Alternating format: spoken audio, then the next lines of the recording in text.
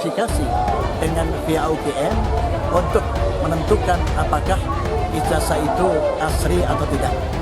Saya berharap mudah-mudahan aksi ini berjalan tertib dan aman dan kondusif. Kalau benar ijazah asli, kenapa nggak pernah diperlihatkan secara terbuka? Bukankah lebih mudah jika langsung ditunjukkan saja ke publik?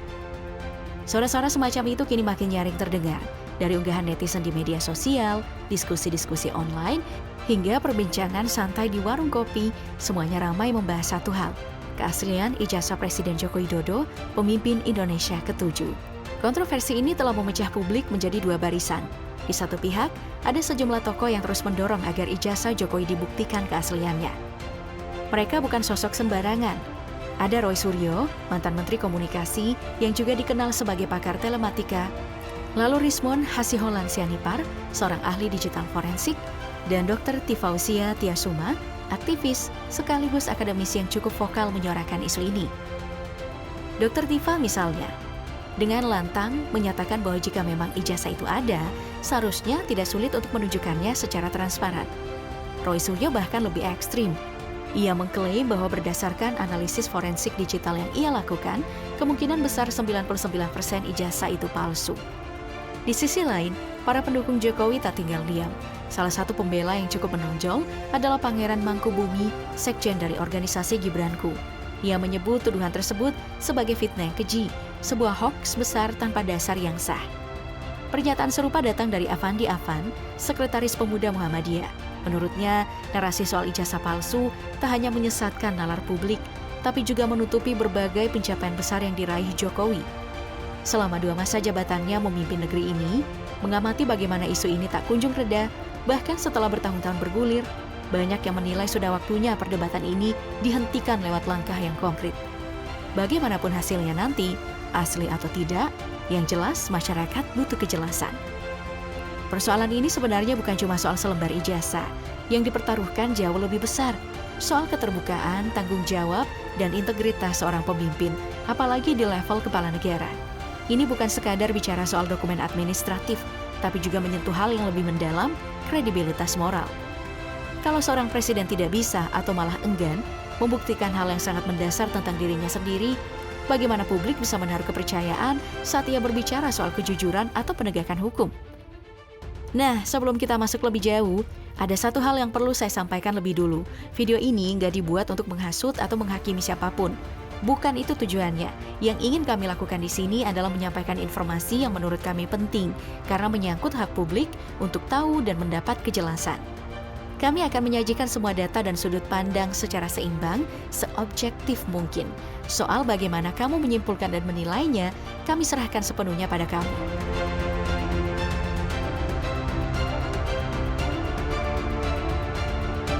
Pertanyaan soal ijazah Presiden Joko Widodo ternyata tak hanya berhenti pada isu asli atau palsu. Polemik ini melebar ke ranah yang lebih kompleks, mulai dari konsistensi administratif, ketepatan format dokumen, hingga kredibilitas institusi pendidikan yang menerbitkannya. Beberapa pengamat mulai menyoroti rincian isi ijazah yang beredar. Mereka menemukan sejumlah kejanggalan yang menurut mereka tak bisa diabaikan begitu saja. Salah satu yang paling sering dibahas adalah jenis font yang digunakan. Bagi Roy Suryo dan Rismon Sianipar, font di ijazah Jokowi terlihat terlalu modern, mirip hasil ketikan komputer masa kini. Padahal pada tahun 1985, UGM masih menggunakan mesin ketik manual. Tak hanya itu, mereka juga menyoroti stempel dan tanda tangan Dekan Fakultas Kehutanan yang disebut tidak sesuai dengan dokumen lain dari periode yang sama. Di media sosial, sejumlah netizen bahkan membuat perbandingan langsung dengan ijazah lulusan tahun 1985 lainnya, dan menemukan perbedaan dalam format hingga redaksinya. Tanda tanya juga muncul dari tanggal pengesahan yang tertera. Ada jeda waktu yang dianggap janggal antara hari wisuda dan tanggal penerbitan ijazah. Masalah tak berhenti di situ, dokumen pendukung lain seperti skripsi pun ikut dipertanyakan. Salah satunya karena tidak adanya lembar pengesahan yang mencantumkan nama dan tanda tangan dosen penguji maupun pembimbing. Dalam naskah skripsi yang beredar, nama pembimbing tercantum sebagai Prof. Ahmad Sumitro, yang penulisannya berbeda. Sedangkan Jokowi mengaku bahwa dosen pembimbingnya adalah Kasmujo.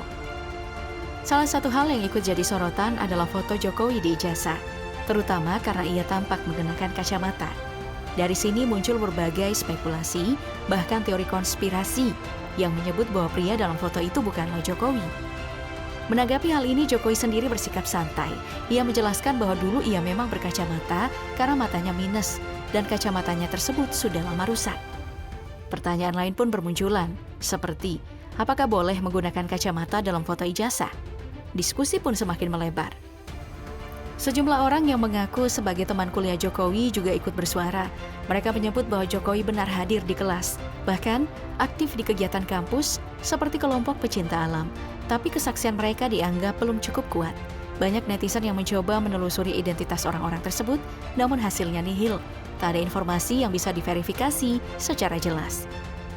Pihak UGM sendiri sebenarnya sudah mengeluarkan klarifikasi resmi.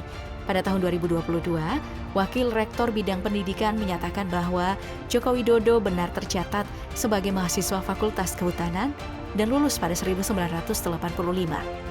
Klarifikasi itu kembali ditegaskan secara tertulis lewat situs resmi UGM pada April 2025. Intinya tetap sama, Jokowi adalah lulusan UGM. Namun pernyataan ini justru menimbulkan pertanyaan baru. Pasalnya, pihak kampus enggan membuka dokumen asli dengan alasan melindungi data pribadi. Alhasil, keraguan publik bukannya mereda, justru bertambah. Pada akhirnya, semua keraguan ini bermuara pada satu hal, pentingnya transparansi dari lembaga pendidikan tinggi. Keterbukaan seperti inilah yang akan menjaga kepercayaan publik sekaligus integritas institusi itu sendiri.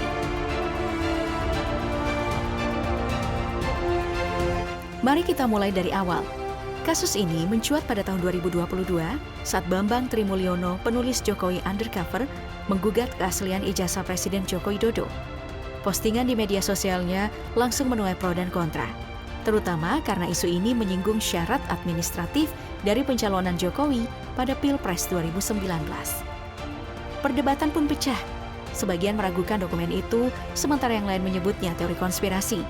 Awalnya hanya jadi bahan gosip di internet, tapi kemudian berkembang menjadi gugatan hukum. Bambang menggugat Jokowi ke Pengadilan Negeri Jakarta Pusat atas dugaan pemalsuan ijazah.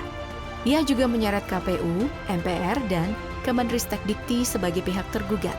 Menurutnya data pendidikan yang tercantum di dokumen resmi tidak sesuai dengan data di lapangan.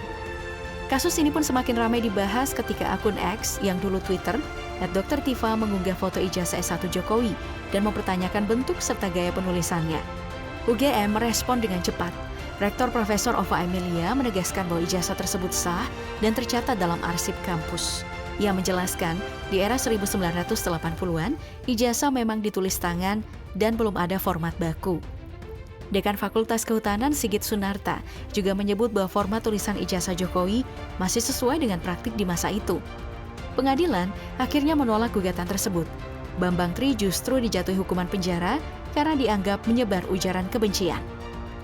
Isu ini sempat mereda, namun pada Maret 2025 muncul lagi.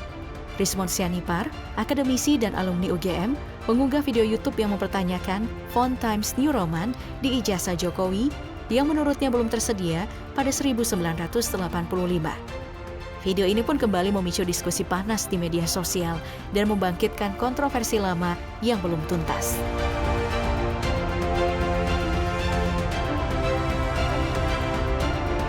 Isu dugaan ijazah palsu milik mantan Presiden Jokowi ini memasuki babak baru. Kali ini Jokowi tak lagi bersikap pasif seperti sebelumnya. Lewat tim hukumnya, ia menyatakan siap mengambil langkah hukum tegas terhadap siapapun yang terus menuduhnya memalsukan ijazah, termasuk membawa mereka ke ranah pidana. Namun di sisi lain, setelah gugatan serupa ditolak di tahun 2022, kini muncul gugatan baru. Kali ini diajukan oleh Koalisi Masyarakat Sipil langsung di Pengadilan Negeri Surakarta, kampung halaman Jokowi sendiri. Mereka mendesak agar ijazah Jokowi diuji secara terbuka dan sah secara hukum. Sidang perdana kasus ini dijadwalkan berlangsung pada 24 April. Ini akan menjadi momen penting tak hanya bagi pihak yang menggugat maupun tergugat, tapi juga bagi seluruh rakyat Indonesia yang menginginkan kejelasan. Sebagai warga yang peduli pada keadilan, sudah sepatutnya kita ikut mengawasi jalannya proses ini. Harapannya, sidang langsung transparan dan objektif. Ataupun nanti hasilnya, ijazah itu asli atau tidak, perkara ini harus diakhiri lewat proses hukum yang resmi dan berkekuatan tetap. Situasi kembali memanas pada 15 April 2025. Sekelompok orang yang menamakan diri sebagai Tim Pembela Ulama dan Aktivis atau TPUA mendatangi kampus Universitas Gadjah Mada UGM di Yogyakarta. Tujuannya jelas, meminta klarifikasi langsung soal dugaan ijazah palsu milik Presiden Joko Widodo. Rombongan ini dipimpin oleh beberapa tokoh yang sudah sejak awal vokal dalam isu ini, seperti Roy Suryo, Rismon Hasiholan Sianipar, Dr. Tifauzia Tiasuma, Amin Rais, dan Syukri Fadwali. Pihak kampus menyambut mereka. Wakil Rektor dan Dekan Fakultas Kehutanan menemui langsung perwakilan TPUA. Setelah sempat menolak sebelumnya, pihak UGM akhirnya memperlihatkan skripsi yang diklaim sebagai milik Jokowi. Namun, hal ini belum cukup memuaskan pihak TPUA. Menurut mereka, masih banyak hal yang dinilai janggal dan belum dijelaskan secara terbuka. Tak puas hanya bertemu pihak kampus, rombongan TPUA melanjutkan langkah mereka dengan mendatangi kediaman pribadi Presiden Jokowi. Di sana mereka meminta agar ijazah Jokowi diperlihatkan secara langsung. Jokowi memang menerima perwakilan TPUA, tapi ia menolak untuk menunjukkan ijazahnya dengan alasan bahwa tidak ada kewajiban untuk itu, kecuali jika diperintahkan oleh pengadilan. Nah, yang menarik, sekitar 30 menit sebelum TPUA tiba, sejumlah jurnalis justru sempat diperlihatkan dokumen-dokumen pendidikan Jokowi, mulai dari ijazah SD hingga perguruan tinggi. Namun anehnya, mereka tidak diizinkan untuk mengambil gambar atau merekam dokumen tersebut. Nah, menanggapi kondisi ini, mantan Menko Polhukam Profesor Mahfud MD angkat bicara. Ia memilih nada yang diplomatis. Menurut Mahfud, publik memang punya hak untuk mempertanyakan keaslian dokumen milik pejabat negara, apalagi presiden. Hal itu dilindungi oleh Undang-Undang Keterbukaan Informasi Publik. Ia juga menambahkan bila memang ada perbedaan data seperti soal gelar, sebaiknya dijelaskan secara terbuka. Kritik dan permintaan klarifikasi, kata Mahfud, adalah bagian sah dari demokrasi selama disampaikan melalui jalur hukum yang berlaku.